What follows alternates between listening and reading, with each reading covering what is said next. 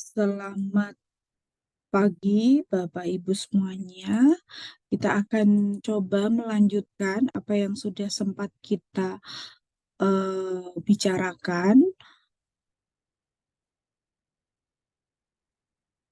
Saya ingin membagikan beberapa materi kelanjutan dari apa yang sudah pernah kita bicarakan, yaitu tentang kerangka berpikir memecahkan masalah.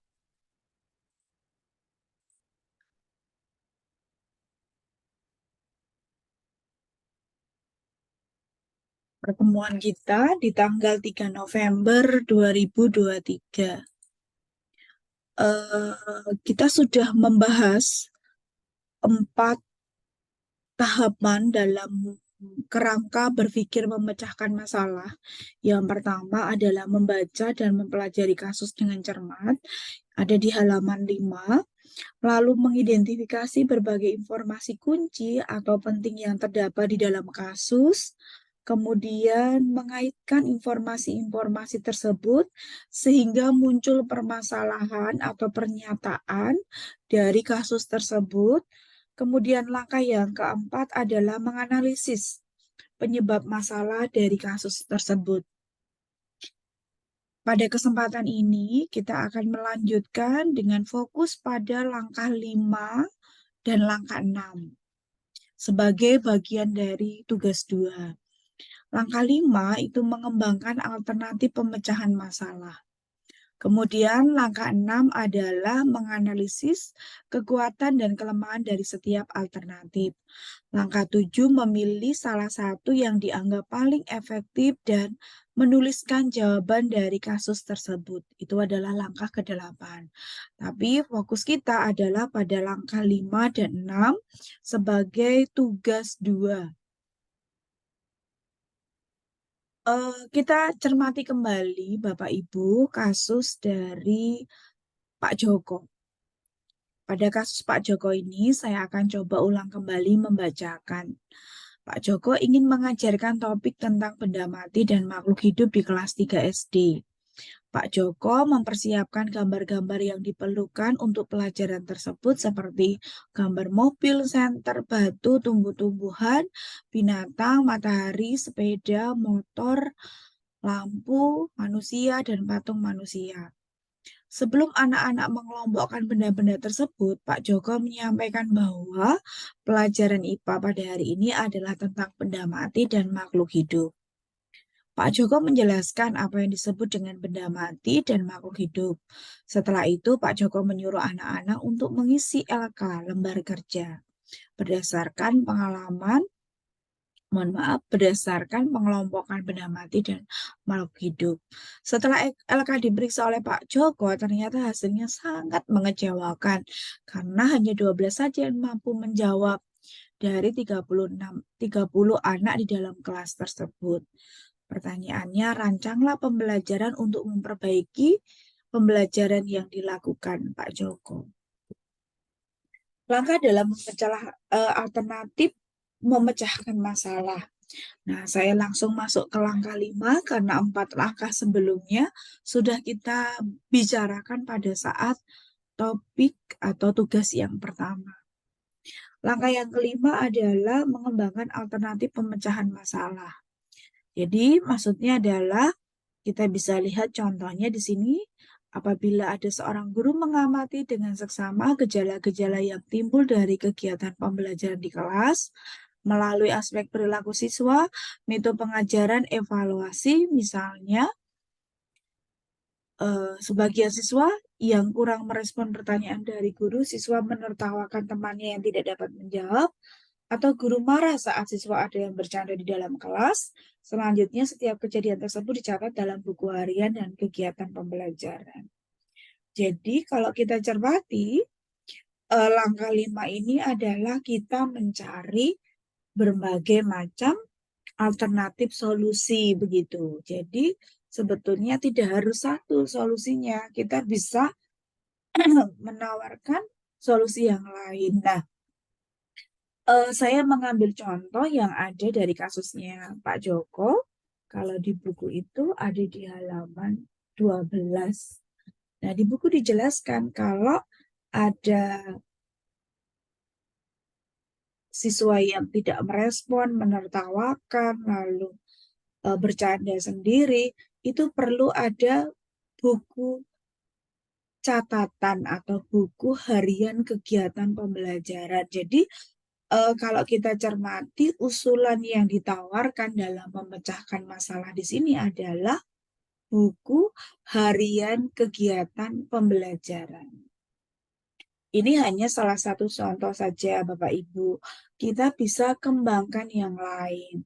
Di langkah yang sebelumnya, di langkah 4, itu kan kita sudah punya ini ya, kita sudah punya apa namanya eh, analisis. Kita sudah menganalisis apa saja yang menjadi masalah di dalam kasus yang sedang kita bahas begitu. Lalu satu-satu analisis masalah itu kita beri solusinya begitu ya, alternatif pemecahan masalah.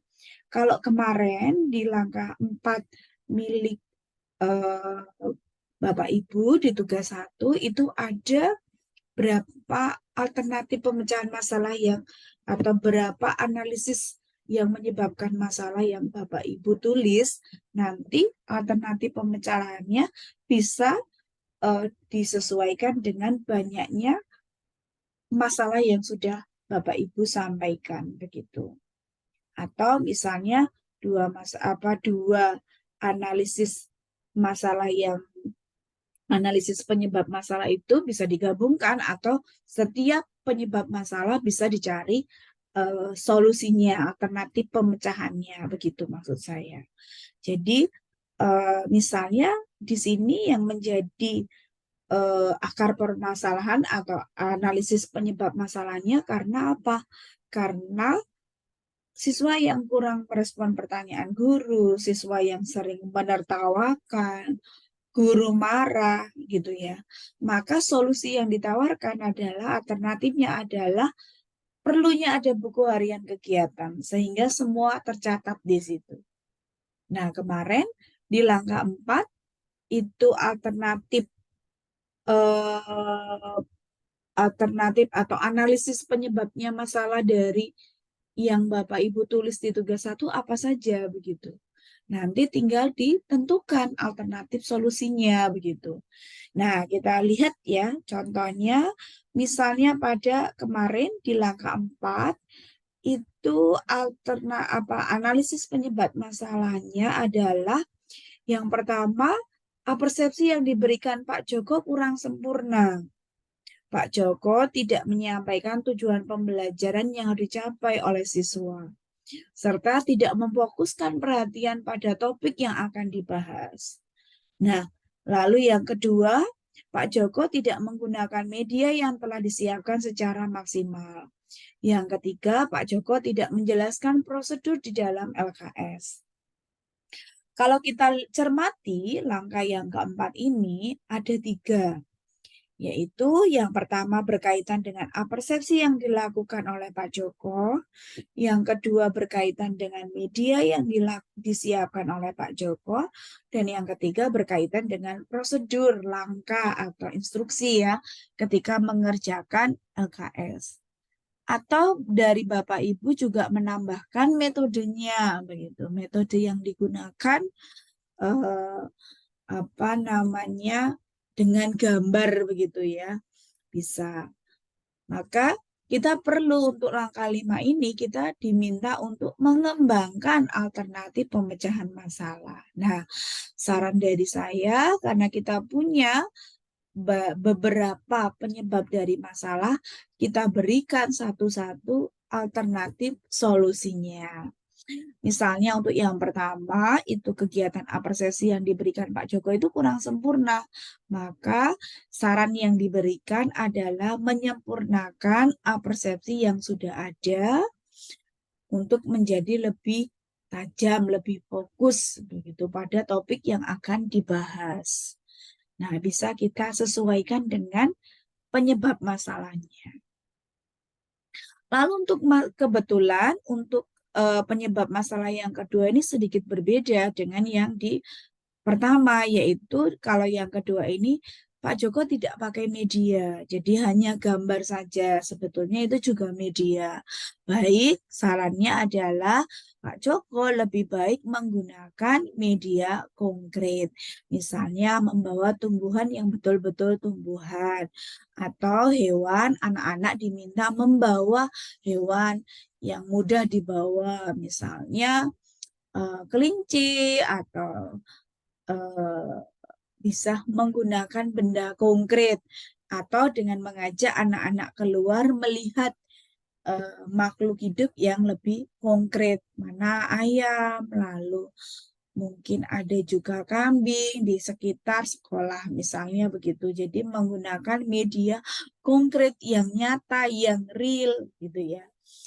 Lalu yang berikutnya, Pak Joko tidak menjelaskan prosedur, maka sarannya adalah alternatif pemecahannya adalah Pak Joko perlu menjelaskan instruksi secara lengkap dan detail dari LKS. Nah, lengkapnya mulai dari apa bahan yang dibutuhkan atau bahan yang digunakan, atau mulai dari petunjuknya, apa yang dilakukan siswa begitu. Nah, itu perlu dijelaskan. Nah, kalau memang misalnya Bapak Ibu ada tambahan metodenya, baik kalau juga bisa ditambahkan. Alternatif pemecahan masalahnya, metodenya karena berupa metodenya ceramah, lalu bisa ditambahkan dengan adanya demonstrasi, tanya jawab, bisa begitu. Jadi silahkan Bapak Ibu bisa mengembangkan alternatif pemecahan masalah dengan melihat penyebab dari masalah pada yang langkah yang keempat. Nah, selanjutnya ketika kita sudah membuat berbagai apa namanya alternatif pemecahan masalah, kita sekarang melihat kekuatan dan kelemahan dari setiap alternatif. Tadi kan ada 4 ya, termasuk metode. Nah, berarti nanti kita juga mencari kekuatan dan kelemahan dari setiap alternatif. Jadi kalau kita lihat langkah 6 ini adalah setelah mengidentifikasi alternatif pemecahannya, maka analisislah kekuatan dan kelemahan alternatif pemecahan masalah tersebut dengan memperhatikan pemahaman terhadap kasusnya. Contoh persiapan media pembelajaran yang baik sangat menunjang dalam proses pembelajaran. Nah, saran saya adalah untuk kekuatan dan kelemahan ini kita uraikan satu-satu. Misalnya, tadi kan di langkah yang keempat kita sudah mendapatkan masalah yang menjadi penyebab masalah itu apa saja. Ternyata kan persepsinya, lalu medianya, lalu prosedurnya, mungkin metodenya gitu ya, atau strategi mengajarnya, model pembelajarannya boleh saja. Lalu kan kita punya alternatif solusi juga yang sama dengan penyebab masalahnya. Nah, kita peroleh ada 3, 4, 5 misalnya begitu ya. Menyempurnakan persepsi, Pak Joko baik menggunakan media, Pak Joko menjelaskan langkah dari LKS. Nah, dari setiap kekuatan dan kelemahan ini kita perlu menyebutkan, mohon maaf, dari setiap solusi, alternatif solusi ini kita perlu menyebutkan kekuatan dan kelemahannya.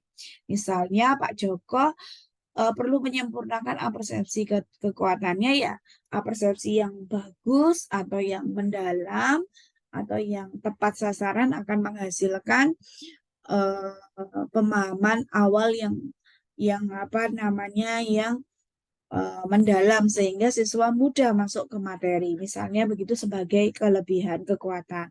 Lalu kelemahannya adalah membutuhkan waktu yang lama gitu ya. Guru harus menyiapkan waktu untuk tambahan karena persepsi yang cukup lama begitu. Misalnya lagi atau untuk yang kedua Pak Joko menggunakan media yang diberikan tadi yang ditawarkan media konkret ya Bapak Ibu ya. Nah, kekuatannya ya konkret itu bagus karena siswa jadi punya gambaran karena memang anak-anak di SD masih yang butuh tahap operasional konkret itu sebagai kekuatan. Tapi sebagai kelemahannya adalah ketika kita harus menghadirkan media yang betul-betul konkret, apakah memang ada, dan itu kan juga butuh apa namanya tenaga untuk membawakan ke sekolah untuk media konkretnya, misalnya apakah akan media konkret semuanya. Nah, ini kan juga menjadi kelemahan. Lalu yang berikutnya, Pak Joko perlu menjelaskan langkah LKS. Ya, instruksi ini memiliki kekuatannya adalah anak semakin memahami, tetapi kelemahannya adalah siswa kemudian menciptakan siswa tidak mandiri karena harusnya siswa itu membaca dan memahami sendiri. Nah, misalnya begitu. Lalu yang berikutnya tadi sepertinya ada tambahan untuk metode ya. Metode mengajarnya atau model mengajarnya ya kita beri kekuatannya ya tergantung model yang kita tawarkan. Misalnya model yang kita tawarkan adalah dengan menggunakan project based learning. Nah, kekuatannya apa kalau berbasis project gitu ya. Ya, project guru harus menyiapkan, memfasilitasi begitu ya, desain proyeknya seperti apa supaya anak itu memiliki pemahaman yang mendalam begitu. Tetapi menjadi kelemahan anak butuh waktu yang lama begitu. Jadi silahkan nanti diuraikan saja. Kemudian, nah untuk tugas 2 itu akan apa, dikerjakan minggu depan, tetapi saya boleh menyampaikan dulu untuk tugas duanya adalah memang harus dilakukan di kelas sehingga Bapak Ibu bisa mulai mencicil dengan melanjutkan kasus yang tugas 1. Kebetulan kan itu di kasus tugas 1 itu hanya ada 4 langkah. Lalu Bapak Ibu sudah bisa mulai menuliskan langkah 5 dan langkah ke-6, yaitu menganalisis, mengembangkan alternatif pemecahan masalah dan menganalisis kekuatan dan kelemahan dari pemecahan masalah yang Bapak Ibu tawarkan. Sehingga nanti di pertemuan selanjutnya dapat dituliskan di dalam folio. Saya kira itu saja. Terima kasih untuk perhatiannya dan selamat melanjutkan aktivitas yang lain. Selamat pagi.